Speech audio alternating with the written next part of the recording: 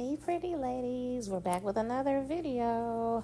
In light of recent events related to our economy and prices and different stores making a lot of changes, I have been getting bombarded with questions from friends and from family just regarding spending and how to save and how to buckle down and stuff like that, right?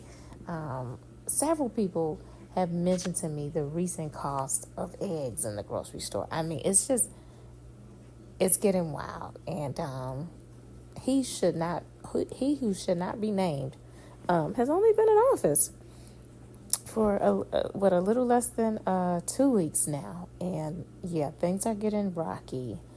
But in light of that, I have a topic that I feel like is relevant and that I feel like is helpful, and that is lifestyle creep and avoiding lifestyle creep.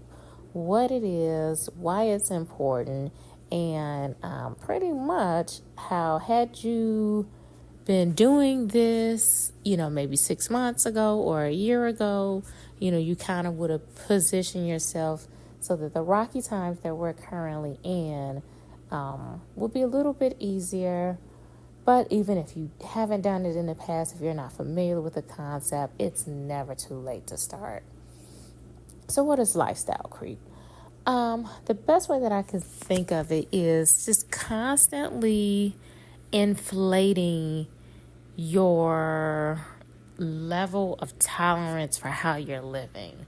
I mean, if you consider the way that you lived in college versus the way that you're living, as someone who's midway through their career, or if you consider the way that you live when you got your very first apartment and you may have had roommates versus how, you're living as a 30-year-old adult, it's just basically constantly upgrading, constantly there's no contentment at all.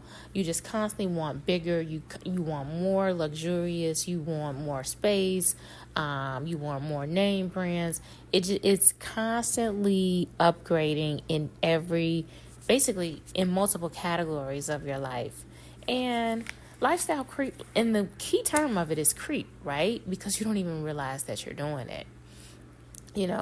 When you were in your teens and you probably ate a Pop-Tart or some noodles or something, for dinner, you ate it, watched TV, went on about your life, and you didn't think anything of it. Now as an adult, when we go on Uber Eats or when we go out to a restaurant or something like that, we want gourmet steaks, right? And it's just constantly increasing your appetite for what society perceives to be better. A car is a car. In some aspects, some people may get caught up on the features of this and that. And, it's one thing to have lifestyle creep in a few areas, right? So say, for instance, if you're really into tech or something like that, or if you have a business that revolves around a certain skill or something, and you are evolving in terms of your gadgets and learning how to use them, and you're staying abreast of your skill set so that you can, basically still be in demand within your career field, or, if you're investing in your education or something like that. It's one thing if you are picking and choosing a couple of categories where you choose to kind of splurge, or where the return on investment as well is there. But it's a difference if every single aspect of your life we constantly upgrading. Things that don't even matter to you. You want the best of the best. And, to each his own. To each his own. It's one thing. If you're living paycheck to paycheck, it's definitely a concern. If you have money to blow like that, I mean, that's your priority to do. But we still always want to be wise with our dollars, and we always want to be intentional. Just because we have a friend that goes out and get a new car, we should not feel social pressures, or we should not feel like everyone has a car that's newer than, a 2020, so I deserve a new car as well. If that's not on your heart, if that's not an area of your life that you even want to increase, don't allow society to spend your money for you. A lot of people are out here working, paying for things that in reality, it wasn't even their idea. It wasn't even, their desire to go on a vacation, or whatever the specifics of it may be. Try your best to march by the beat of your own drum. So now that I've explained, what lifestyle creep is, here are some ways to avoid it. We want to set clear financial goals. When you know what your why is, it's easier for you to say no to a lot of things. It's easier for you to delay some things. You're rooted in something. You don't want to just be a ship without a sail. Every time a money spending opportunity, comes your way, you just spend it. You just spend it. You want to be like, no, I'm trying to save for a home. I'm trying to save to travel to whatever destination. I'm saving for retirement. You want to be rooted in spending your money on things that are truly going to bring you satisfaction.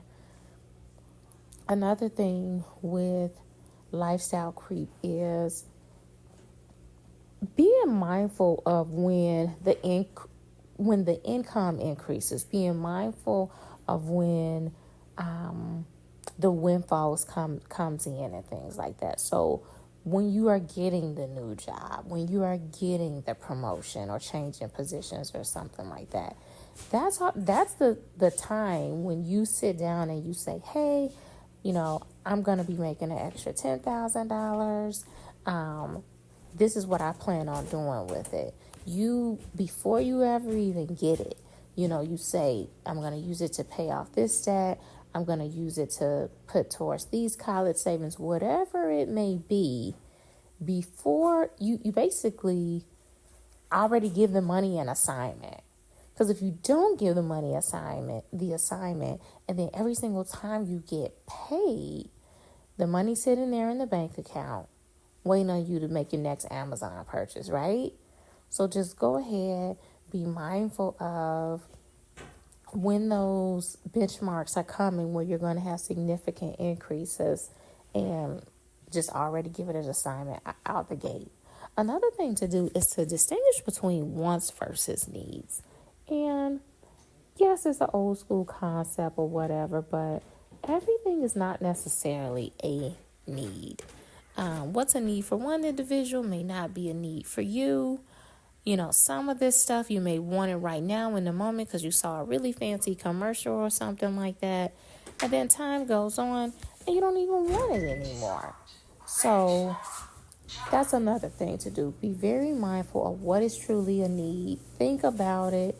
What is a want? Is this a want that can be delayed for a Christmas present or a birthday present? Truly do an assessment and an inventory on what is what. Here are some warning signs of lifestyle creep that you may not even realize that you're currently in that possible position. If you have debt, sometimes debt, people fall on hard times. They carry credit card balances just to pay for necessities and stuff like that. But if you notice that you're constantly getting into credit card debt, and these aren't like one-offs and they aren't few and far in between, and it's more so just becoming a consistent thing and your balance is getting higher and higher, you may be a victim of lifestyle creep. Another warning sign for lifestyle creep is that you get into risky long-term debt. And here, this is where I'm talking about maybe getting a mortgage, and the mortgage has an adjustable rate and it's not a fixed rate. I'm talking about repeated payday loans and things of that sort. Just anything that is super risky and you won't be out of it in a short period of time. We don't want to be signing up for financial contractual obligations that are not working in our favor, and they're going on for, years upon years. So, yeah.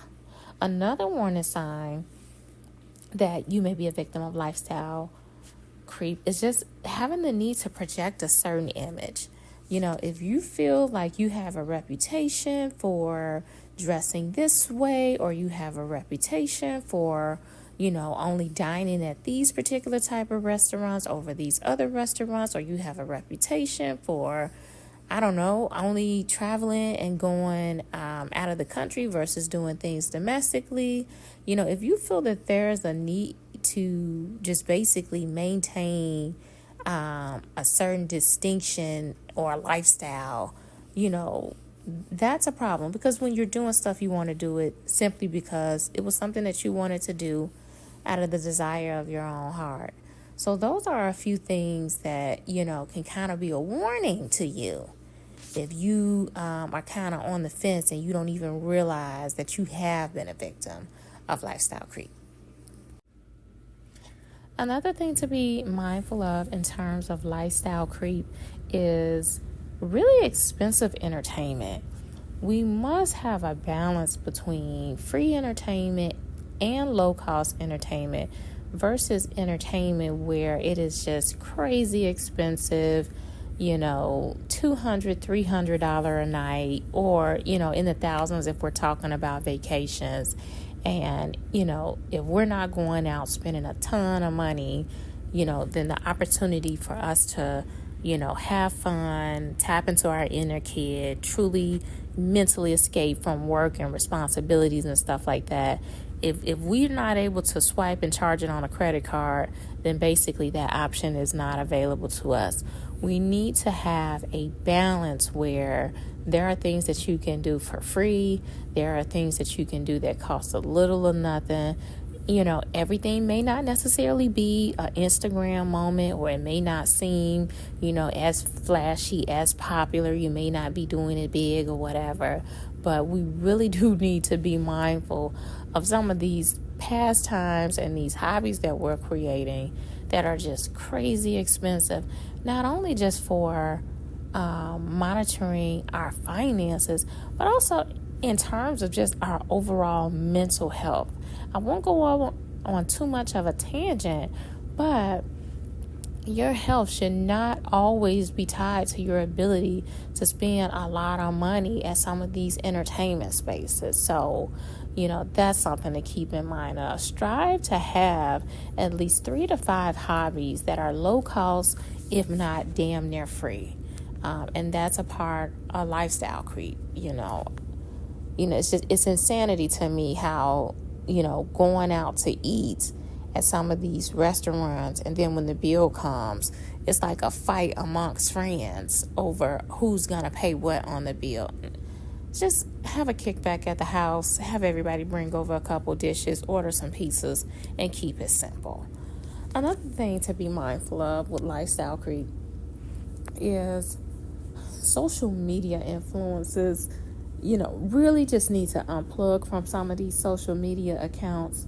They are getting really, really good at getting you to click on a link and double tap, and in one click you have purchased something that you weren't even thinking about 30 minutes before. So, in terms of the social media and the pressures telling you, oh, we need to buy this. Oh, it's spring shopping, this haul. Oh, it's winter shopping. Implement some kind of 24-hour rule or something like that. Or just be mindful of some of these influencers that you're following. How frequently are they pitching for you to buy something? If you're following somebody on social media and every other day they're bragging on something with some kind of affiliated link, literally this person is conning you. This individual is advertising and conning you. They're no different than an Amazon or a Target or whatever big box store you want to name. So let's be mindful of our social media influences. Something else with lifestyle creep is keeping watch over our expenses. A lot of times, and I've seen this a lot of times, we get the new job or we get the big girl job or whatever, and we're ready to go get a new place. And it's like, okay, do we need a new place right now? can we hold off on getting a new place, at least in 2 years a little bit? Like, can we just have 1 year with this extra income? We're just going to bank it so that we can have our emergency fund?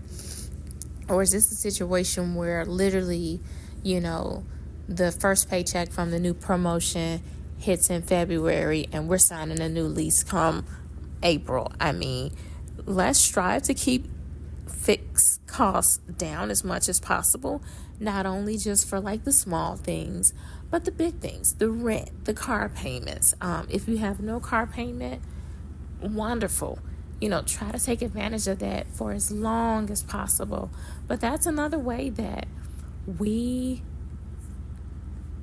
just have lifestyle creep. We feel a new job automatically equates to a new apartment, or going from an apartment to a house, or going from, a small 4-door car to all of a sudden going to an SUV. It's really not necessary. If you still have other things that need to be taken care of financially.